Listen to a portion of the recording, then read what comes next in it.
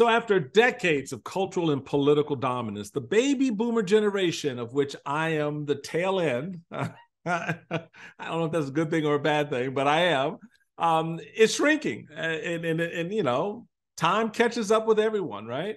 But for the first time ever, folks, this massive group of Americans is outnumbered, and the power that they had and still wield to some degree, is beginning to change hands. That power that they've taken for granted is ebbing. So what does the end of the baby boom mean for American politics, mean for our economy, and mean for our power structure? Well, joining me today is Philip Bump, national columnist for the Washington Post and one of the paper's most read writers. Philip is the author of the new book, The Aftermath, The Last Days of the Baby Boom and the Future of Power in America. We're going to get into what's going to happen to folks like me and who's going to replace us. That's for all my Republican MAGA friends out there who buy this crazy replacement BS, but we'll get into that right here on the Michael Steele Podcast right after this.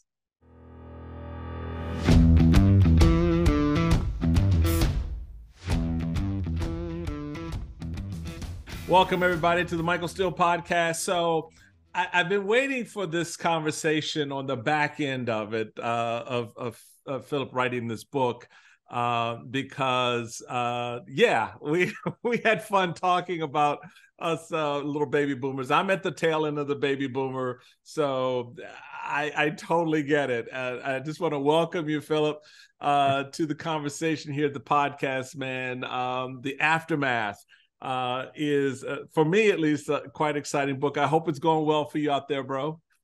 Yeah, it's good. You know, it's funny because every news cycle there's a new revelation about the ways in which the end of the baby boom is informing our politics. So I feel like I get to inject a lot of this into my day-to-day work, which is nice. Yeah, you do. You do. Well, you know, let's just jump into top line. Sure. Why did you, when in looking at our political landscape and looking at the political players on that landscape, why was this book an important opportunity for you to write now? And I think, how do you think it informs the country's conversation around its politics, national policy, and all of that? Essentially, I was curious about this proposition, which has sort of been lingering in the ether for a while, as to whether or not the political inclinations of younger Americans meant necessarily the Democrats were going to be more successful down the line, right? This has been sort of something that's been bubbling for more than a decade now. Obviously, you are aware of this. And I realized pretty quickly that overlapped with another interest of mine, which was generations. And generations are mostly contrived. The only generation the Census Bureau actually recognizes as a distinct generation is the baby boom, because it is demographically identifiable by this surge in births. And right. I realized as I was researching the book and trying to answer this question of where American power went down the line, the extent to which the baby boomer created America as we know it. And it made me realize that a lot of the triggers that we see in modern politics are downstream from, if not directly caused by, this difference between the baby boom and younger generations. The fact that the baby boom is much more heavily white, the fact that the baby boom has been used to being the center of political, economic, and cultural attention for so long, and that's no longer the case. AKA we're spoiled, but go ahead. Well, I mean, it's true, but it's also because there are so many baby boomers, right? Yeah. I mean, it's, you know, and that's I think understood right. by people today, is that, yeah, the baby boomers absolutely were a focus of all this attention just because there were tons of them. And so, you know, but when we talk about things like the baby boom hold more wealth than other generations, it's absolutely true, but it's because there's so many baby boomers, and baby boomers on an individual basis aren't particularly wealthy necessarily. Right. But but then just to sort of go down this rabbit hole, you can see how that breeds frustration, both among millennials who are like, oh, look how rich the baby boomers are, and among baby boomers who are like, I'm not rich. Why are you mad at me? Right? So you can see how the scale of the baby boom itself causes some of that tension. I get that a lot. You know, it's like, you know, they blame you for doing everything is your fault, and you're wealthy. I'm like, well, everything's maybe my fault, but I didn't benefit that way from it. Right. You know, sure. So you know, you raised a couple of interesting points there. about this generation just by the sheer numbers of it.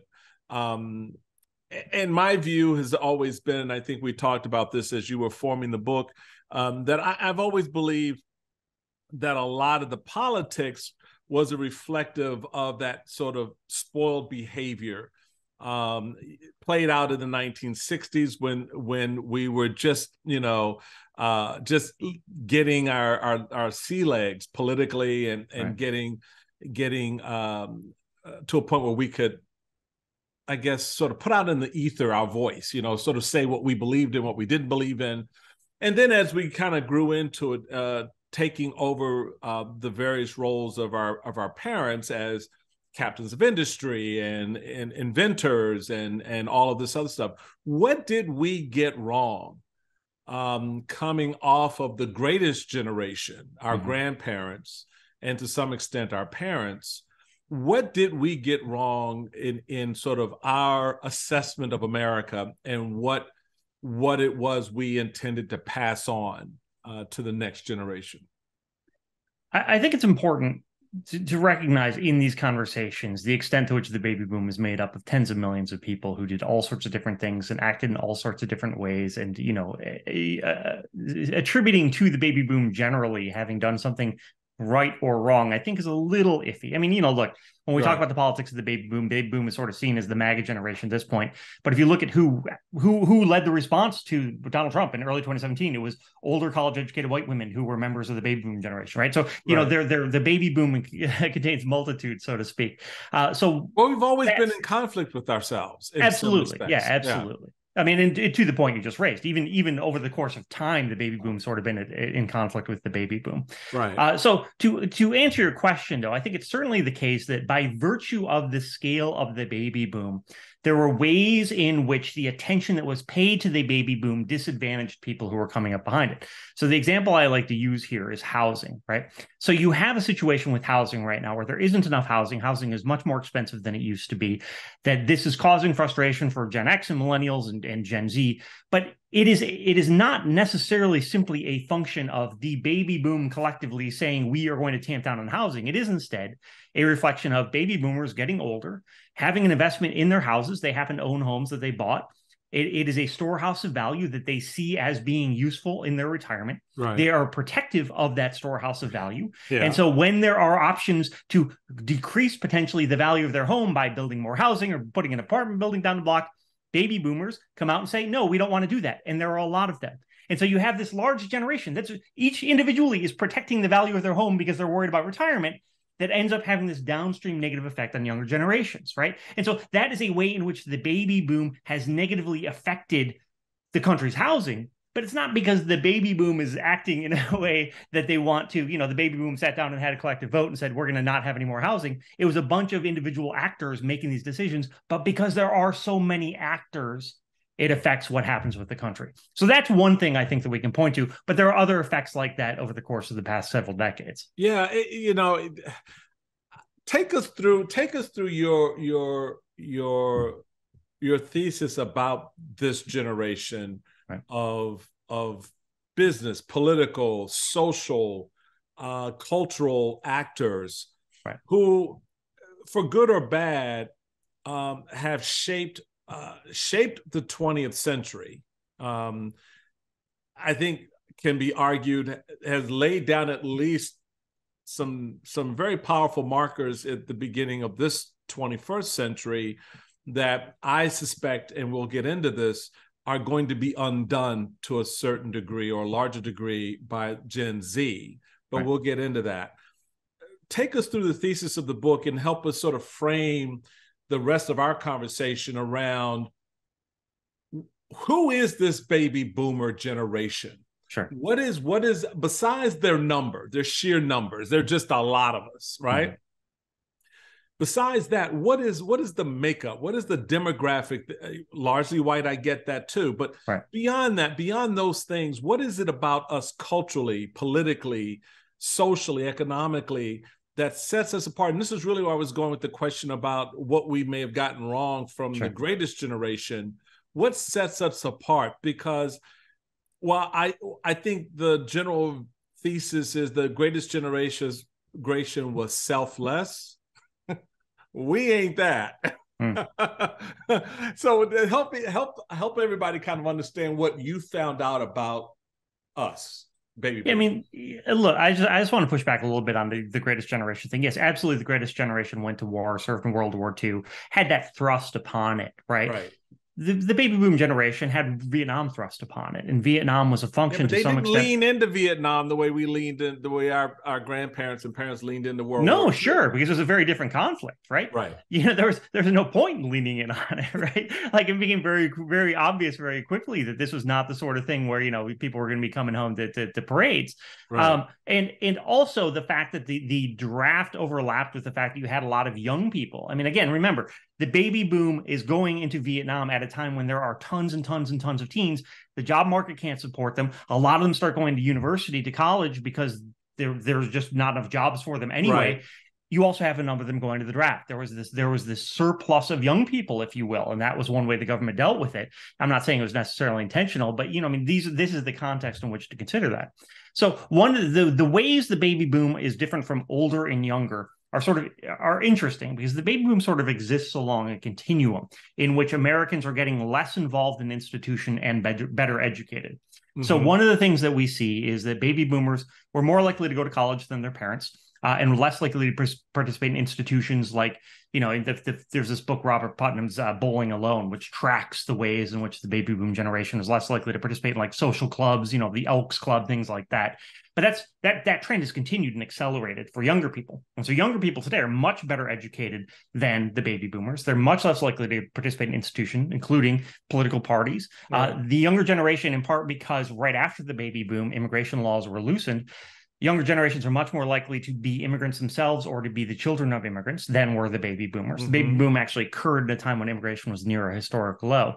And so there are a lot of ways in which the approach that younger people take to American society is very different than the baby boomers, even beyond age. Just the fact that they're more likely to be political independents, they're less likely to go to church, they're less likely to be religious.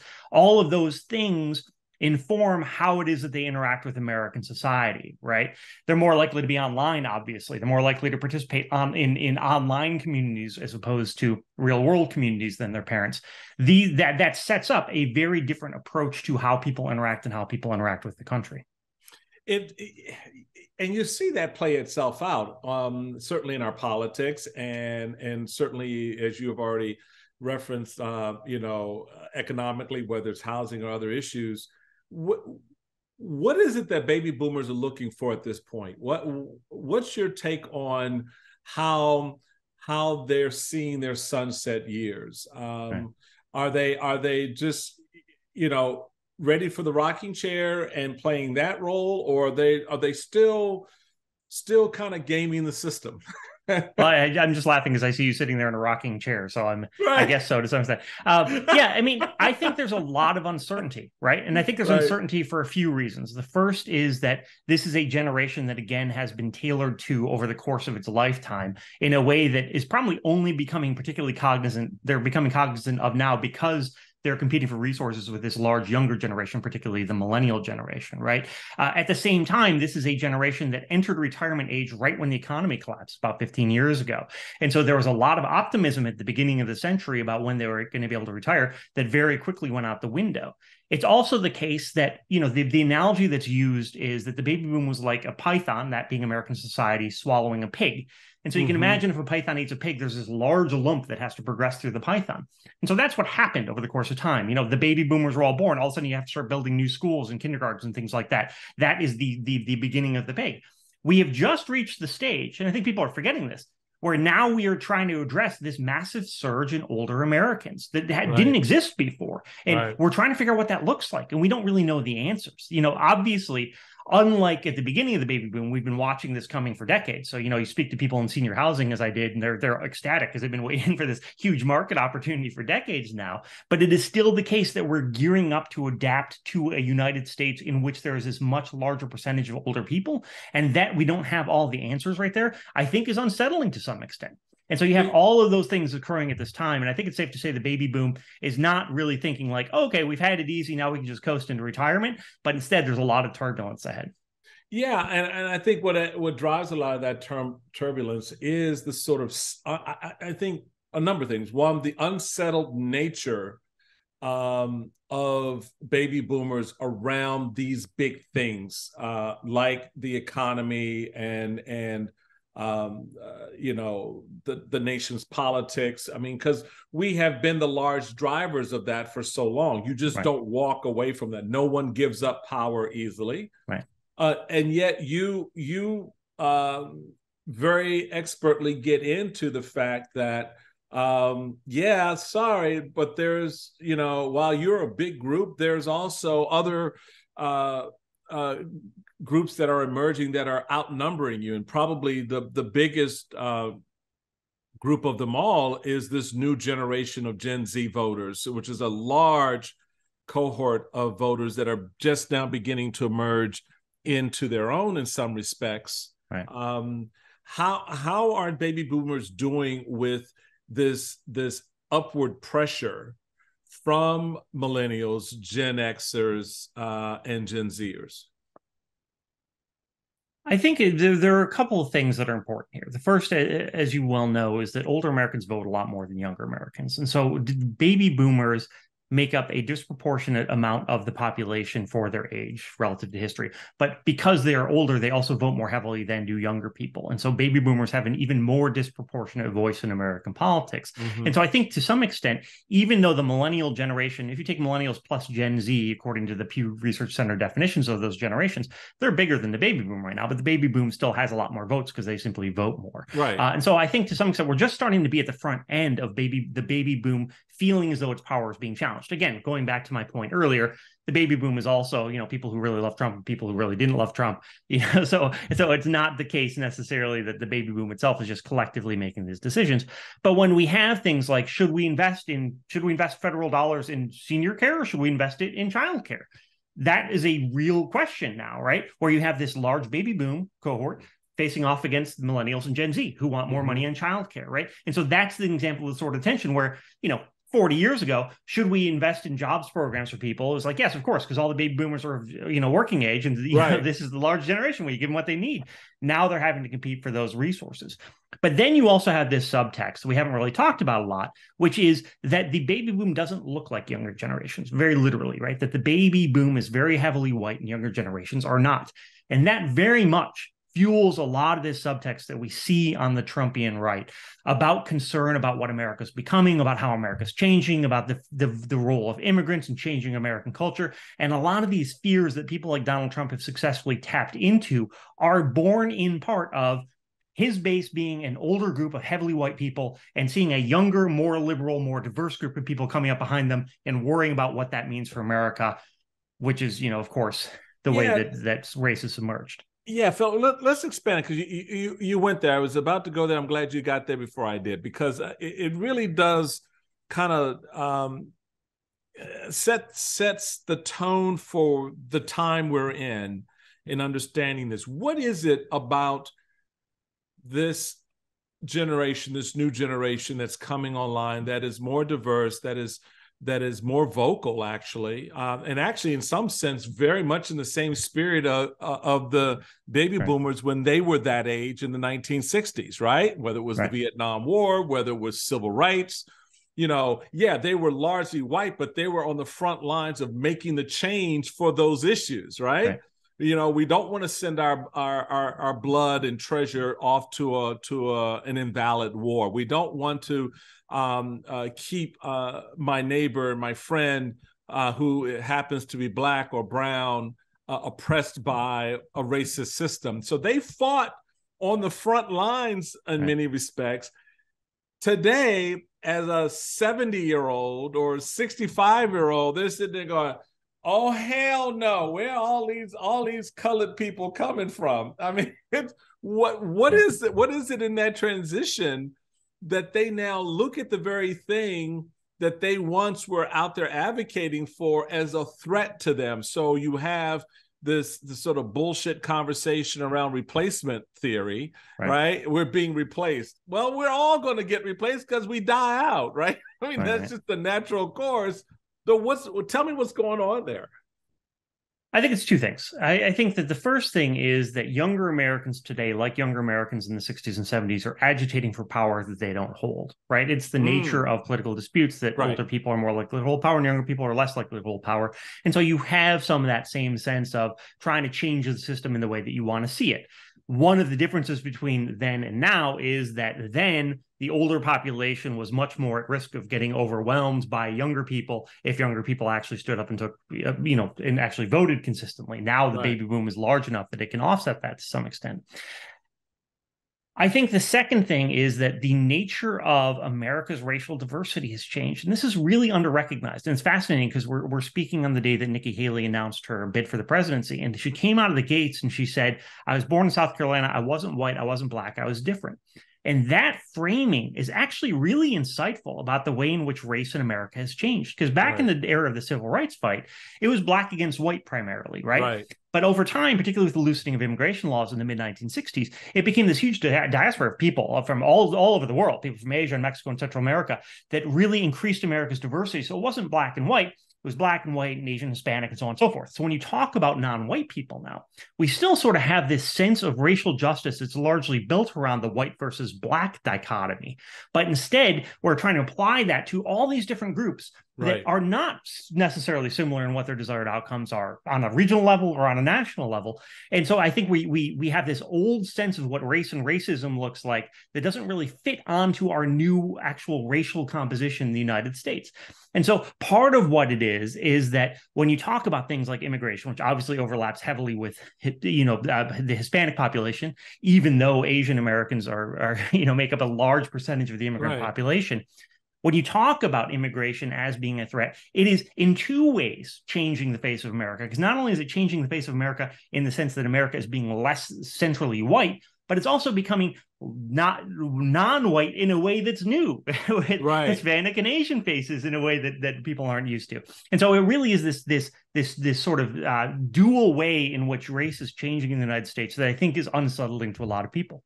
Well, it's unsettling because we haven't resolved the black-white thing. Well, this is also this is you put your finger on I think a very salient point around the race, and I appreciate Nikki's framing of this. But at the end of the day, and I've been saying this for certainly most of my public career, that we won't really begin to heal all this other stuff until black folks and white folks work out that 400-year conversation, because we haven't. So everyone else has kind of benefited along the way, Asians, Hispanics, other people of color, for sure, to the extent that civil rights, but that was largely in response to not Hispanics coming into the country or Asians coming into the country at the turn of the century, but because of what was going on with black folks. We had a war over that. We weren't warring over, the Louisiana Purchase. Or clawing back parts of Mexico or whatever. So I think it's an appropriate framing around how race is that thread that kind of still weaves itself through a lot of these narratives, and it is one that this generation in particular, the baby boomers, have tripped up over more so than most in very interesting ways. Particularly given, as I said, at some point and in some sense, they were out in front trying to create that change and to address that wrong. And now, 50 years later, 60 years later, they're sitting here going, what are we doing? Why are we allowing all of this change to occur?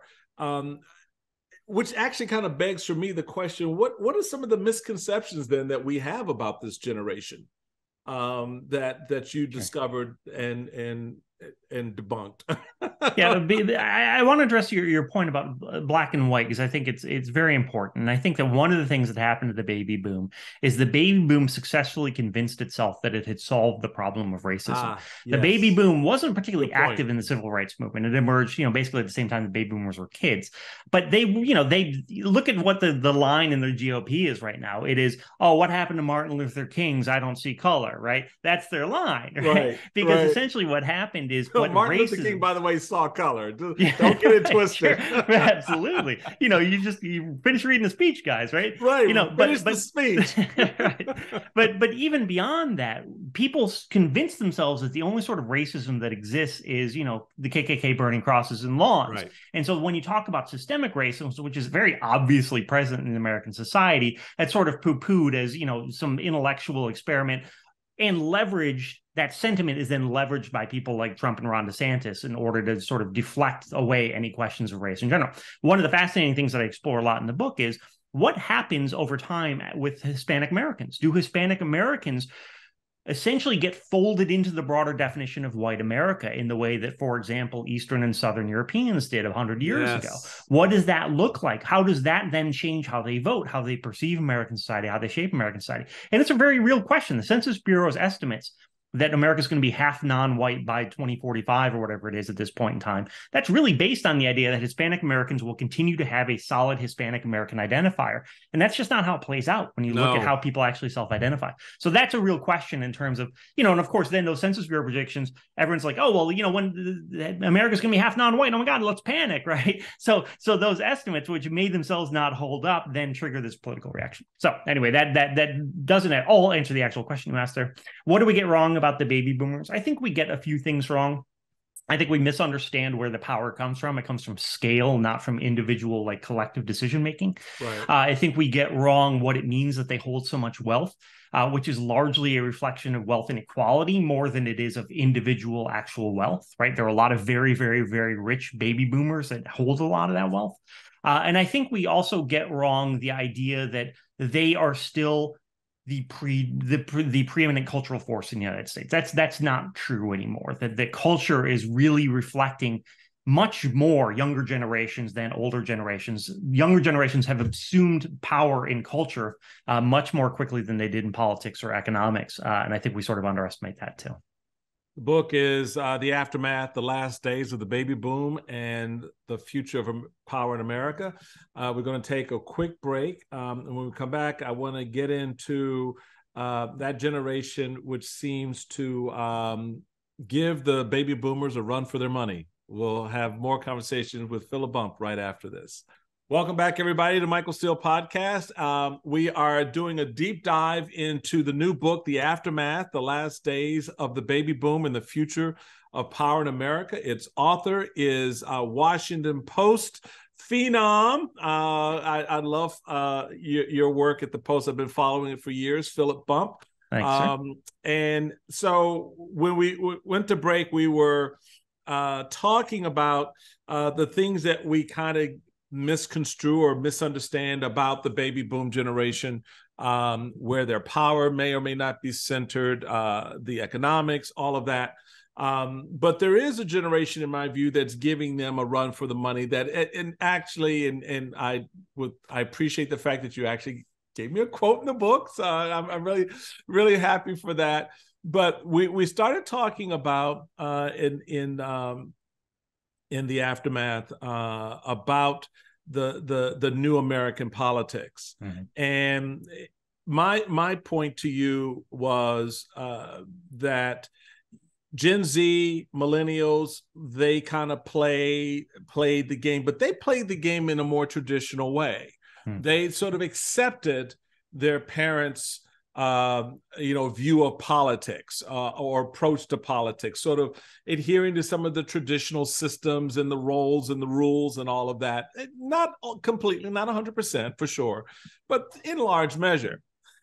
However, Gen Z, their grandchildren, the grandchildren of the baby boomers, and the great-grandchildren have a whole different view of American politics. In the book, you quote me as saying, so I, again, excuse a little pat on the back, but I thank you for it. Quote, "These folks are a whole different breed. They don't look at politics the way my generation or your generation did. There's no way." And what I point out to is their activism. When you look at, for example, the Parkland shooting in Florida, quote, "They weren't defeated by the narrative. They leaned into it and pushed back against it and challenged the state legislature. You're looking at 20-somethings and 30-somethings beginning to run for elective office and heading up organizations and grassroots organizations. How do you think that materializes over the next years? That's going to have a profound impact on public policy, and it's certainly going to have a profound impact on our economy. And they're going to be looking at the people who were weighing down their future, and they don't want to be a part of that. And really, for me, that is how I kind of sum up this generation. They look at the system and they see it as bankrupt. Right. They look at the system and they say, my future is not in that. And so they're about trying to create the system that the baby boomers just talked about, whether it's on gun legislation, abortion, other social issues like LGBTQ, for example. Right. Their approach to politics and policy, the economy and culture is very different from what we've seen up to this point. Expand a little bit of that. And you know, I'll give you, and I want to throw in the mix here, the election of Maxwell Frost, Democrat from Florida, first Gen Zer to Congress.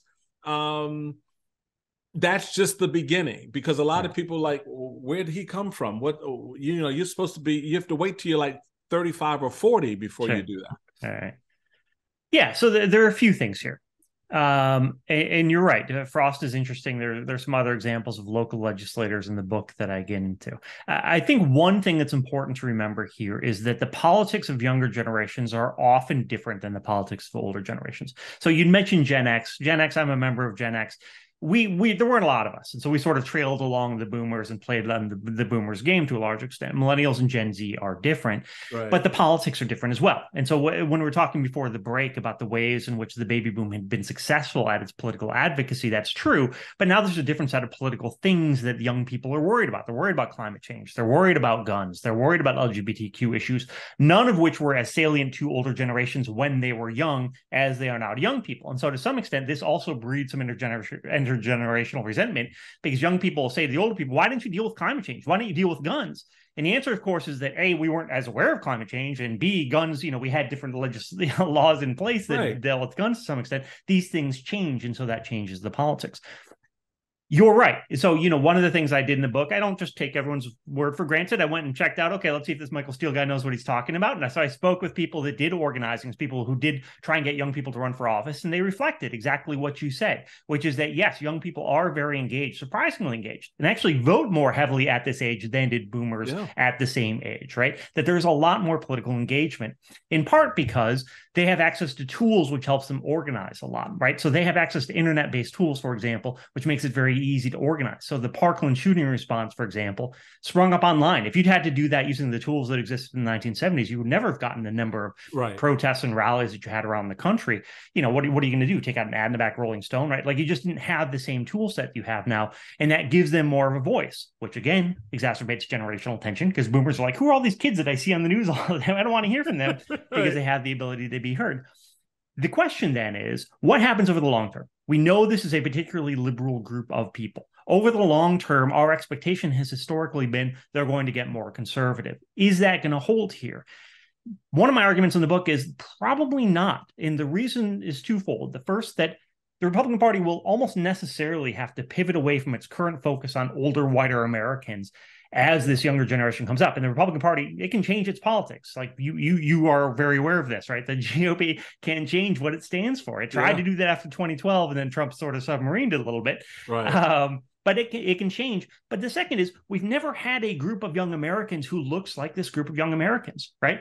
And so is it the case that young Black Americans now, who are very Democratic, are going to become more conservative as they get older? Well, that hasn't been the pattern with Black Americans in the past. Is that going to hold for Asian Americans and Hispanic Americans? We've never seen as diverse a group of young voters. And so I don't know that we can assume they're also going to become as equivalently conservative as we assume had happened to past generations as well. Well, you touch on that. You raise, you present, I think, some really kind of gnarly questions for me in the book, that I think when people read it, it's going to just cause them to sit back and pause a little bit, particularly when you're talking about this new politics, because, for example, what is the who's going to control the economy? Who's going to control the public policy around the environment? And if you've got this sort of these lines between Gen Zers, millennials, and Gen Xers, right? Because that'll be the new frontier. Right. Because we're on the rocking porch at this point, so we're no longer, in the C-suite, the captains of industry. We're seeing already what's happening in Congress, right? Nancy Pelosi and company are traded in for Hakeem Jeffries and company. Right. And the Republicans will catch up to that, although they will argue, and I think correctly, that we've already kind of done that because we're looking at a Kevin McCarthy and Scalise and, God help us, Boebert and Marjorie Taylor Greene, sort of generation of Republicans.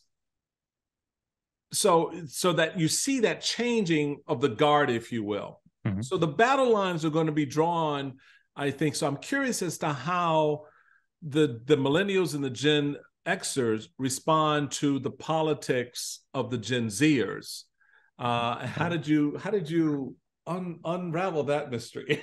Yeah, it's interesting because there isn't a lot of data on Gen Z's politics because they're still so young, right? I mean, There's only so many Gen Zers that actually can vote at this point. And since most polling is oriented around voters or adults, obviously those things having the same starting point, which, by the way, was made younger for the boomers because there's so many boomers that wanted to vote before they turned 21, so they lowered the voting age.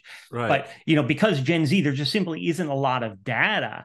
It's hard to say how they compare to millennials. We do see this very, very funny to me and probably to you intergenerational tension between millennials and Gen Z, where they stake out these very sort of arcane cultural disputes that you and I are like, what the hell are you even mad about? Yeah, like, what are you right? What's the distinction you're drawing here? But I mean, so it's not the case that obviously millennials and Gen Z are just going to be hand in hand through eternity. Millennials are much, much more democratic than Gen X or than the baby boom or older generations. Gen Z, there's no indication that they're any more conservative than them.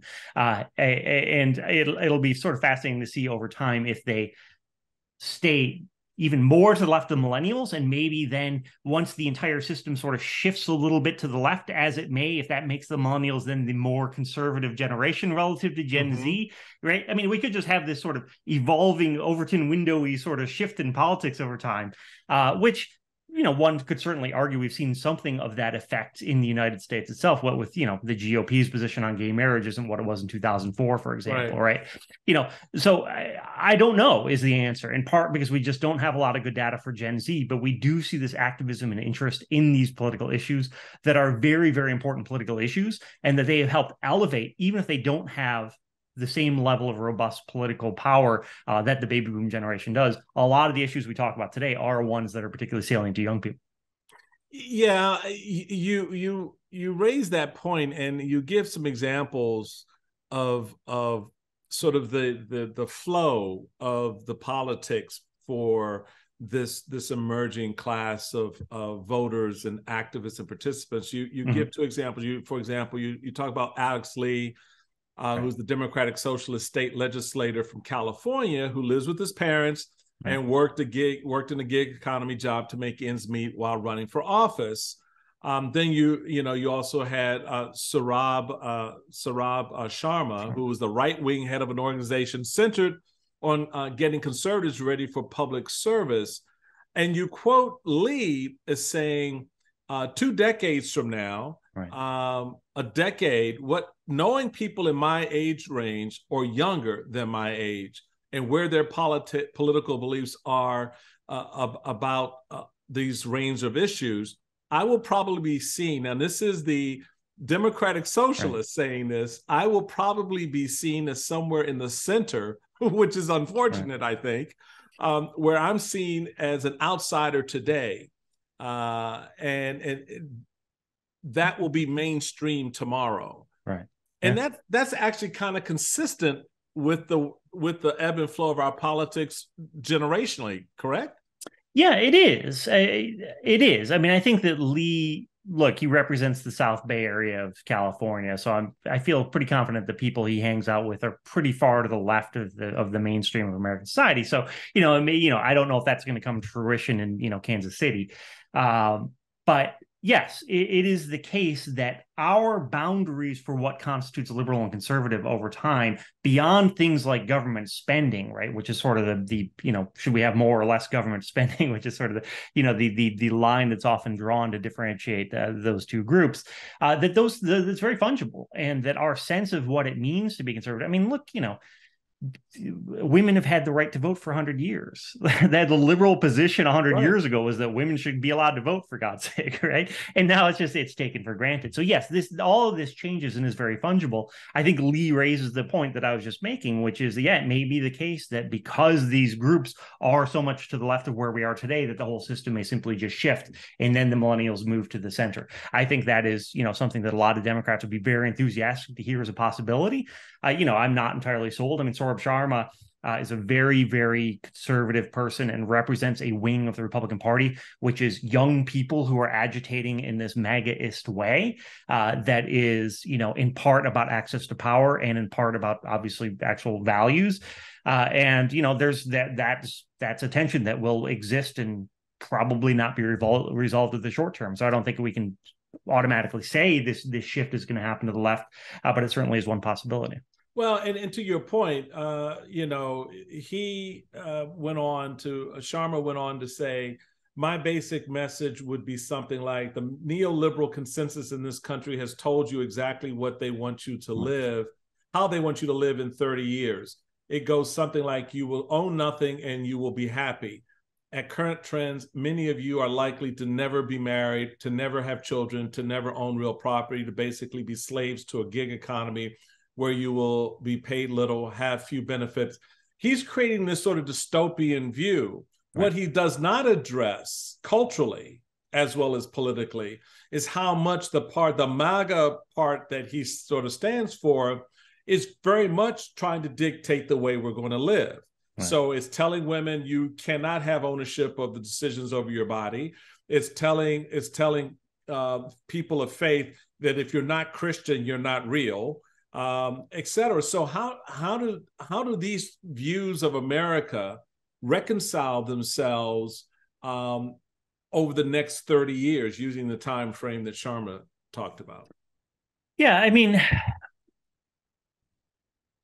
because one of the things, both in crazy spots, right. You have this one view, and to a certain extent, he's right. You have this sort of progressive view that, with respect to the environment and things like that, right, you can't throw that away. You have to recycle this. You got to live a certain way and do certain things. Mm-hmm. Well, that's just on that level, but then on the economic or whatever, but then on the cultural level, you've got the right saying pretty much the same thing, but in a different way. Yeah, I mean, look, obviously what happens over the long term to some extent is informed by the decisions that are made by the people in power now, which is the baby boomers. And so, when we talk about the tension that the Republican Party faced in 2012 and now is facing again between, do we try and expand our pool of outreach to people who are not just old white people, or do we double down on old white people? In 2015, they chose to double down on old white people and got Donald Trump elected at least once in 2016. The Ronna McDaniel, already after the 2022 midterms went so poorly, said, hey, let's revisit this idea, essentially, without necessarily saying explicitly. So I think the GOP is at this point again where they're trying to decide what's our best path forward. I think Sharma is presenting an argument that is very rooted in today's politics, right? He is echoing the themes and messages that a lot of people on the right see as being convincing to themselves and their friends, and I don't know are particularly compelling beyond that. And look, there's a lot of hypocrisy in politics broadly, but particularly on the right. And if you presented that with Sharma, I'm sure he's very smart. I'm sure he would have a very clever way of talking out of that the box that you just put him in. Right. But the short answer is that this is the politics of the moment, and I'm not sure that it holds up over the long term. So who's gonna control the future? Who what will the American economy look like in a post-baby boomer era? Right. Who's going to control the economy? Who's going to control the politics, the power? How do you see that shaping itself out? The economy, based on the people with whom I spoke, will continue to be controlled by the people who have a lot of money, right? And so that sounds flippant, but when we talk about 50 trillion some odd dollars is going to pass from the boomers to other people as they die and retire, and the people who are going to benefit the most from that are the people who are already wealthy. The example that someone made to me is, it doesn't matter if Donald Trump dies tomorrow. Ivanka Trump is already rich. Right. So you already have this generational transfer of wealth that's been ongoing for a long time that's going to ensure the wealthy today continue to be the wealthy tomorrow. The issue of politics we've talked about at length, but I really think it comes down to this question of the extent to which America embraces an idea of whiteness that incorporates Hispanic Americans. And it's a really specific and narrow look at politics.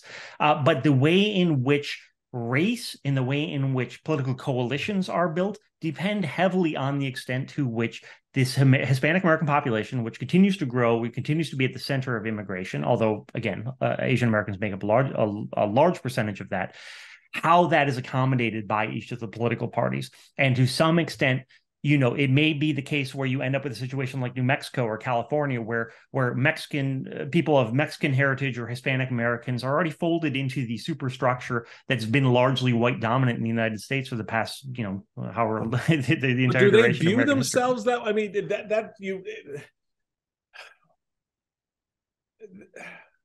do they view themselves that way? Because within that Hispanic community, there's a difference between a Venezuelan, a Mexican, a Cuban, Puerto Rican. So they I don't want to say they get to pick and choose, because they don't, but you've got this array of cultures and experience that we all kind of lump into one bucket, because that's what we do here in America. we put everybody in one bucket, and there we go, we're good. So now I know where you are. But what you're saying is that among Hispanics, and there's stories now coming out, I think some even covered by your paper, that talk about how more and more, particularly younger Hispanics, are sort of casting themselves as white, right, to get the benefit of that. Now, of course, that sets up all kinds of tensions and conversations relative to everybody else, not just in the Hispanic community, but outside the Hispanic community. How does that piece affect the power structure? Because is that then giving more credence to whiteness and therefore keeping ostensibly power in white hands? Because you have a segment of the Hispanic community that wants to frame themselves as white, for thinking that, it's better to be white than Hispanic in this country. Yeah, I mean, it's a really, really, really complicated question. It's one I try to grapple with in the book, and it's I think it's probably the most complicated question I grapple with in the book. And there are a lot of ways to approach it. One is that, from a personal standpoint, my wife is half Mexican and half Native American. And she's a quarter Mexican, quarter Native American, and half white. And so she only considers what her ethnicity is when it is presented to her, when she has to choose on a government form. And then it is sort of subjective based on context and, this is sort of what she chooses to highlight. In a day-to-day context, she's white and she passes as white. And no one, I don't know that anyone has ever come up to her and been like, hey, are you a quarter Native American? Like she isn't encountered with that. Right. One of the things that we see over time in polling and research is that the longer Hispanic Americans are in the United States, the less likely they are to identify themselves as Hispanic. To some extent, that's reactionary. So there's this great article by Jack Herrera in Texas Monthly that came out a year or two ago, in which he looked at Hispanics close to the Texas border who tended to vote much more heavily with Trump in 2020, in part because immigration was less salient and the economy was more salient in the voting, but in part because they saw themselves as distinct from recent immigrants to the United States, that they were not like them. And so they presented a different aspect of being a Hispanic person in America that identified more with the white Americans than with the new immigrants to America, even if they shared the same nation of origin, right? So there are all these ways in which they manifest. I'm sorry, go ahead. No, I can't. I just came up out of my seat on that point, because I want to put a pin in it and draw a line to what you just said back 100 years ago, 120 years ago, because that's exactly what happened. That's right. At the turn of the century. The ethnicities that came to this country, the Germans, the Italians, the French, the Belgians, the Hungarians, all these groups, right? They were segregated into ghettos because, well, that's what they did. Right. But because they were dirty and gross, right? Sure. They became less Italian and more white. That's right. They became less German and more white. They began to assimilate into whiteness, because that was the common thread that sort of drew them all together. So their cultural identity faded as their white identity grew. And is that what you're saying we could see happening here with Hispanics, that their cultural identity as Hispanics fading as they choose to be more white, because socially, economically, politically, that's better? Yes. And it's not only that they choose, right, but it's also because it is useful for other whites to see them as more white, right? So one of the things that happened over the course, particularly in the post-World War II era, the baby boom era, if you will, is that a lot of Italians married, WASPs, right? Like my family, right? And so they both became more white, if you think of white as being something that's downstream from being Nordic or being English, right? They became more white in the sense that they married into these families, but it was also the case that it became less useful to distinguish between whites and Italians, because you socialized more with whites. You knew more Italian people. You knew more Southern European. You knew more Greek people. Right. You knew more people in your life, and you stopped seeing them as something other than white as well. And so one of the things that we're seeing with this increase in Hispanic Americans, it's certainly the case that Hispanic Americans will just be treated as, just standard, people that we know and that are married. My brother is married to a woman who's from Mexico. All these scenarios are like my kids, who are the children of a woman who is a quarter Mexican. Like, that's going to inform how they identify. But then, of course, we come back to appearance, and we come back to skin color, and we come back to the fact that some people who have what is considered a Hispanic background, look at someone from the Dominican Republic who may be Hispanic by ethnicity and who maybe have very dark skin. That is not someone who necessarily is going to be able to be incorporated into white America. And so we're going to have this continued ongoing tension based in skin color that also is informing the extent to which people who have an Hispanic background are able to assimilate into that broader white identity. You know what's sad about what you just said? That shit didn't work for light-skinned Black people. No, sure. Yeah. It's, they could have passed in the moment, but they couldn't pass long-term. Right. They couldn't, because the moment you found out that, you got one drop of Black blood in you, it shut the whole thing down. Right. And it comes back fundamentally to what I was saying in our earlier part of our conversation about we still haven't resolved that Black-white thing. Right. And that, for me, what you've just laid out is a good example of some of that unresolved business, because the country is so much willing to accept that, Hispanics who say, oh yeah, it's better for us to be over here with white folks, and looking historically and not looking at fair-skinned Black people who really, at the end of the day, you put two of them and couldn't tell the difference between a Black person and a white person because of the skin color. The skin tone was the same, but the difference was my mama was white, my daddy was Black, versus my mom, both my mom and dad were white. And the moment that's revealed, it changes the whole dynamic in how the white culture looks at that very fair-skinned Black person. Philip, man, I could spend hours with you on this, baby. This I'm telling you, folks, he's got a gem here. I highly encourage you to go grab your copy of The Aftermath, The Last Days of the Baby Boom and the Future of Power in America by Philip Bump. It is insightful. It challenges the way we look at this country and the communities that make up this great experiment of ours. You've written a really, really good story for us to sort of examine ourselves and how we see ourselves, and just looking at how this country is going to change. Just kind of you sort of set up the future in some respects. And I appreciate you for that, man. I appreciate it. Thank you for having me on. Absolutely. Folks, grab a copy. Certainly want you to take a look at it. Follow Philip on Twitter at PBump. I like that, a little bit like P. Diddy, but PBump. And certainly check out his work at the Washington Post, where he writes as a national columnist. Philip, thank you again for coming on. Thank all of you for taking time to be a part of our conversation.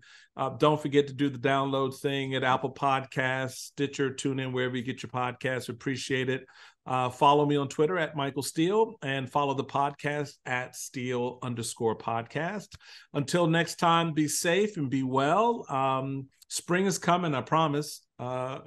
It'll be here. We'll get outside and play some more. But until then, take care of yourselves. Until next time.